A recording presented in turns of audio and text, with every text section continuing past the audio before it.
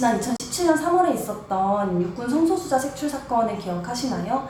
육군 중앙수사단 차원에서 군대 내에 있는 성소수자 군인을 색출해서 이 가운데 이렇게 색출된 군인 23명을 군형법 추행죄, 즉 군대 내에서 이뤄진 동성 군인 간의 성적 행위를 처벌하는 군형법 92조의 6을 위반했다면서 형사 입건한 사건입니다. 당시 입건된 군인 가운데는 대법원 판결을 기다리고 있는 사람도 있고 기소유예 처분을 받은 군인도 있습니다. 저마다 상황이 조금 다른 상태인데, 그런데 얼마 전에 기소유예 처분을 받았던 한 군인이 강제 전역을 해야 할 위기에 놓여 있다는 사실이 확인이 됐습니다. 한겨레 취재 결과와 군인권센터의 설명을 종합해보면 한 육군 부대 소속 부사관이 지난해와 올해 2차례 장기복무 선발에서 탈락을 했다고 합니다. 육군 부사관은 보통 5년차에 장기복무 선발에 지원을 하고 선발이 돼야 군인으로서 장기복무가 가능해지는데요. 이제 통상 선발에 지원을 하는 것에는 2번의 기회가 주어지기 때문에 이 부사관이 재지원해서 선발이 될 가능성은 매우 낮다고 합니다. 이분이 장기복무 선발에서 탈락한 공식적인 이유는 확인이 되지 않았지만 군인권센터와 이 부사관은 이 성소수자 색출 사건으로 기소유예 처분을 받은 걸 탈락의 이유로 보고 있습니다. 그것을 제외하면 탈락의 이유를 찾을 수 없다는 게 이유인데요.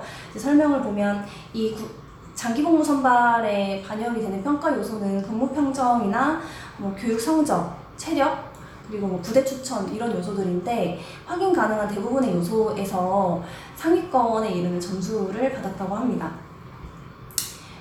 이 부사관은 한겨레와 만나서 억울함을 토로를 하면서 서로 좋아하는 마음으로 개인적인 공간에서 나눈 일로 기소유예 처분을 받고, 이 처분 때문에 평생 몸담을 곳으로 생각을 했던 군대에서 나갈 위기에 처해 있다, 억울하고 막막하다라고 이야기를 했습니다.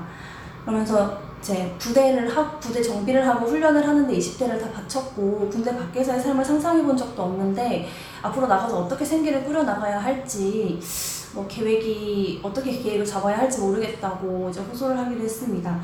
이분뿐만 아니라 한 육군 부대에 있는 장교도 진급 과정에서 불이익을 받고 강제 전역을 해야 하는 처지에 놓여 있다고 하는데요. 이런 상황에 대해서 육군복무 관계자는 기소유예로 장기복무 선발에서 탈락하는 일이 종종 있긴 하지만 무조건 그것 때문에 미선발이 되는 것은 아니라면서 본인이 확인할 수 없는 평가 요소도 있을 거다라고 이야기를 했습니다.